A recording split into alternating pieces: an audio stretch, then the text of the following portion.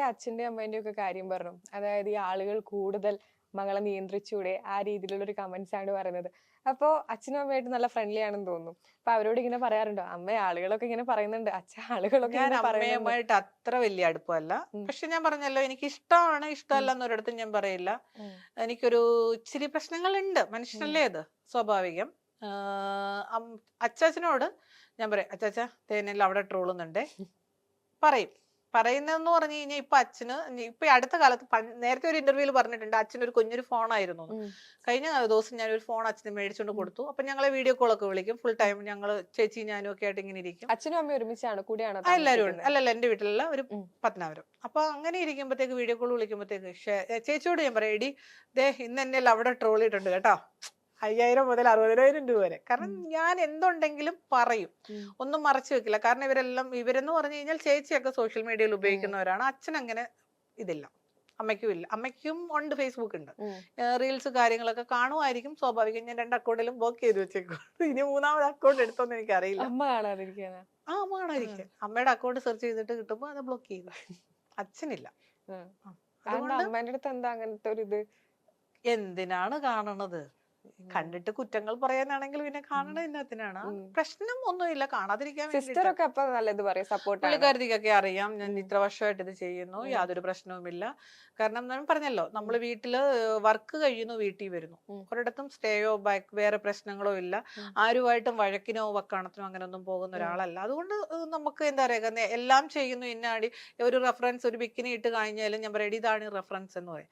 അപ്പൊ അവര് സജഷൻസ് ഒക്കെ ആ, പറഞ്ഞു തരുമോ? കളിയാക്കും. എടി അത് വേണ്ട, ഇത് കുറച്ചുകൂടെ നല്ലതാ, ട്രൈ ചെയ്. അങ്ങനെയൊന്നുമില്ല. ആ. ജസ്റ്റ് ഞാൻ പറയത്തേ ഉള്ളൂ, ഇന്നത് ബിക്കിനി ഷൂട്ടാണെന്ന് ഉം. പറയും. അത് ഓക്കെ ഓക്കെ എന്ന് പറയും, അത്രേ ഉള്ളൂ. ഇത് ചേച്ചി ഭയങ്കര ഒരു പ്രൊഫഷൻ ആയിട്ടാണ് കൊണ്ടു നടക്കുന്നത്.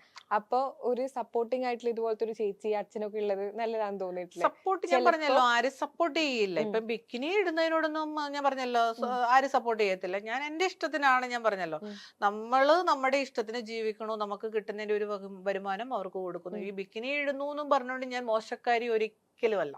ഉം, നമ്മൾ ബിക്കിനി ഇട്ടു എന്നും പറഞ്ഞിട്ട് ഒരു സ്ത്രീകളും മോശക്കാരായി മാറണില്ല. ഉം, നമ്മള് വേണമെങ്കിൽ അതിലേക്ക് ചാടിയാൽ മാത്രമാണ് നമ്മൾ ആ ഒരു ഉം, ഇതിലേക്ക് പോകുന്നുള്ളൂ. ഉം, ഇല്ലെങ്കിൽ എനിക്ക് പ്രശ്നമില്ലല്ലോ. അപ്പൊ എന്റെ ഒരു ഇത് കണ്ടിട്ട് ഞാൻ മോശക്കാരിയാണ്, അല്ലെങ്കിൽ ഉം, ലാസ്റ്റ് ലതെന്നും പറഞ്ഞിട്ട് തെറി വിളിക്കുന്ന ഒരു രീതി ഉണ്ടല്ലോ, ഉം, അതിനോടൊന്നും എനിക്കൊരു യോജിപ്പില്ല. ഇപ്പൊ ഞാൻ ചെയ്യുന്ന വർക്ക്, ഇടി ഞാൻ ബിക്കിനി ഷൂട്ടാണ്, ഇന്നതിന് പോവാണ്, ഇന്നടത്താണെന്ന് ഉം. പറഞ്ഞ് അത് അവിടെ തീർന്നു, ഓക്കെ പോയിട്ട് വരാൻ പറയും. പക്ഷെ അല്ലാതെ ചേച്ചിക്ക് കിട്ടുന്ന ആ ഒരു ഫ്രീഡം പോലും ഇതുപോലെ ഈ ഒരു പ്രൊഫഷനിൽ നിൽക്കുന്ന വേറെ അത് ആളുകൾക്ക് ഒളിച്ചും മറിഞ്ഞും ആയിരിക്കും ആ കിട്ടണമെന്നില്ല. അല്ല, ഉം, ഒളിച്ചും മറയുമില്ല എന്റെ കാര്യത്തിൽ എന്ന് ഉം, പറയുന്നത്. ഞാൻ ഒളിച്ചു വെച്ച് മറച്ചു വെച്ചിട്ടും അങ്ങോട്ടും ഇങ്ങോട്ടോ പോയിട്ട് ഒരു കണ്ടന്റ് എടുത്തു കഴിഞ്ഞിട്ട് ഉം, നാളെ മറ്റൊരിടത്തിട്ട് വിറ്റിട്ട് മറ്റൊരാൾ അത് കോപ്പി എടുത്തുകൊണ്ട് വന്ന് വേറൊരിടത്തിട്ടിട്ട് എന്തിനാണ് ആ ജീവിതം അങ്ങനെ കളയുന്നത്? ഉം, നമ്മൾ ടെൻഷൻ അടിച്ച ജീവിതം എന്തിനാണ് ഉം, കളയണത്?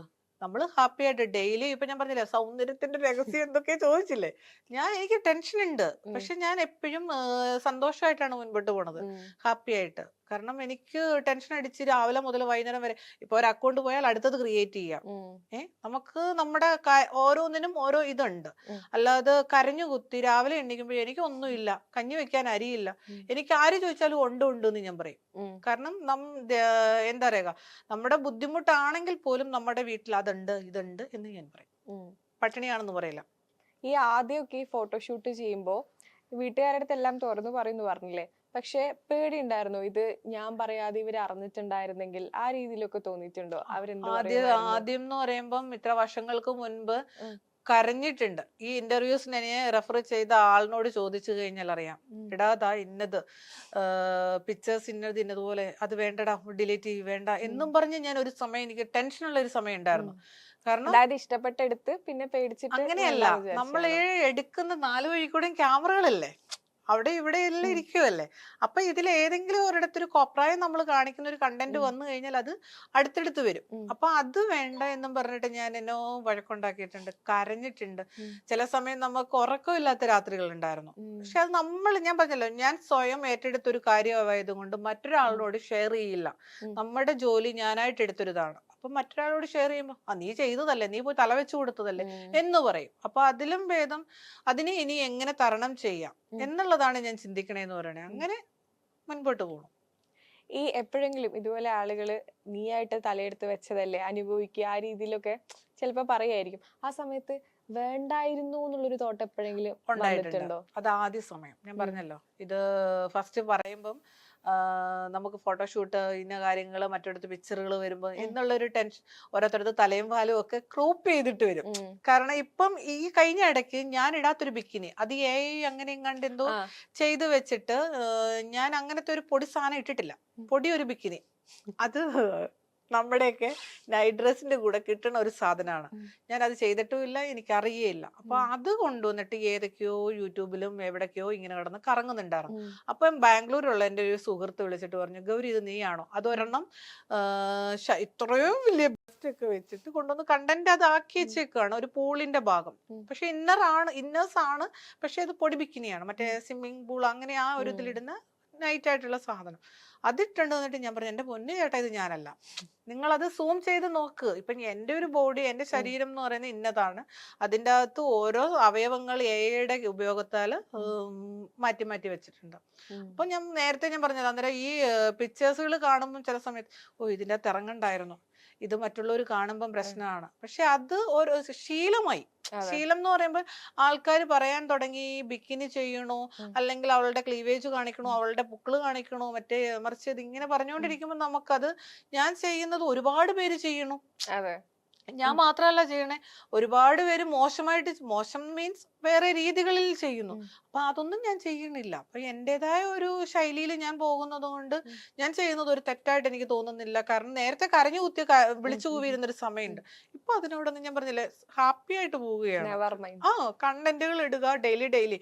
ഇന്നലത്തെ ഇപ്പൊ മില്യൺ ആയിട്ടുണ്ട്, നല്ല വൈറലാണ്. ഇടുന്ന എല്ലാ കണ്ടന്റും അത്യാവശ്യം മോശമില്ലാത്ത രീതിയിൽ, കണ്ടാൽ ആസ്വദിക്കാൻ പറ്റുന്ന രീതിയിൽ ഇട്ടാലല്ലേ ആൾക്കാർക്ക് കാണാൻ പറ്റും.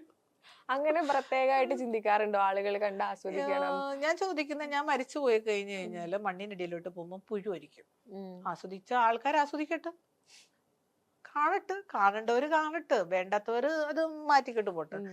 ഇപ്പം ഞാൻ പറഞ്ഞല്ലോ, ഓരോ മനുഷ്യരും ജീവിക്കുന്നത് അവനവന്റെ ഇഷ്ടത്തിനാണ്, അവനവന്റെ സന്തോഷം. ഞാൻ നോക്കുമ്പോ എനിക്കിതൊരു റീൽസ് അല്ലെങ്കിൽ ഈ ഒരു ഇതിൽ ഇടുമ്പത്തേക്ക് ഇന്ന ഒരു രീതിയല്ല, ആൾക്കാർ കാണും, അല്ലെങ്കിൽ ആൾക്കാരിലേക്ക് ഇഷ്ടപ്പെട്ടിട്ട് അവരെനിക്ക് ഫോളോവർ വരണം, അങ്ങനെയല്ല. ഇപ്പം നമ്മൾ മാറ്റിയാണ് ചിന്തിക്കുന്നത്, ഡെയിലി പുതിയ കണ്ടന്റുകൾ എന്ത് കൊണ്ടുവരാം. അതുകൊണ്ട് നേരെ പൊട്ടേ എന്നും പറഞ്ഞിട്ട് മില്യൺ അടിക്കട്ട്. നമ്മൾ ഇടുമ്പോൾ നമ്മൾ വിചാരിക്കും, ദൈവമേ ഇത് മില്യൺ ആവണേ. സോങ് നോക്കും, ഇത് വൈറൽ ആവുമോ, പിറ്റേ ദിവസം നമ്മൾ നോക്കി ഇരിക്കും, മില്യൺ ആവും. ഈ സോങ് സെലക്ഷൻ അപ്പൊ അതിനെ പറ്റി അനുയോജ്യമായിട്ടുള്ള എങ്ങനെ കണ്ടുപിടിക്കുക? അതിൻ്റെ അകത്ത് ഇടുന്നതിൽ എനിക്ക് ഡപ്പങ്കൂത്ത് വരുവാണെങ്കിൽ ഓക്കെ, ഇത് ഞാൻ ഇട്ടേക്കുന്ന കോമാളിത്തരമാണ്, അതിനൊക്കെയാണ് ഈ സോങ് എന്നും പറഞ്ഞ് അങ്ങനെ ഇടും. ഏറ്റവും വൈറലായിട്ടുള്ള ഒരു കണ്ടന്റ് ഏതാ? ഇൻസ്റ്റഗ്രാമിലൊക്കെ പോസ്റ്റ് ചെയ്ത് ഒരു ബിക്കിനി, ഒരു 45 മില്യൺ ലൈക്കും 48-50 അങ്ങനെ എങ്ങാണ്ട് മില്യൺ ഒരു ബിക്കിനി ഉണ്ട്. കാരണം പഴയ കാല ഒരു വൈറ്റ് സാരിയിൽ ബ്ലാക്ക് പൊട്ട് വരുന്നത്, അതേപോലത്തെ ഒരു ബിക്കിനി ഇട്ട് ചെയ്തിട്ടുണ്ടായിരുന്നു. അത് നല്ല വൈറൽ, അത് ഏറി കയറ്റിയ ആൾക്കാരുണ്ട്.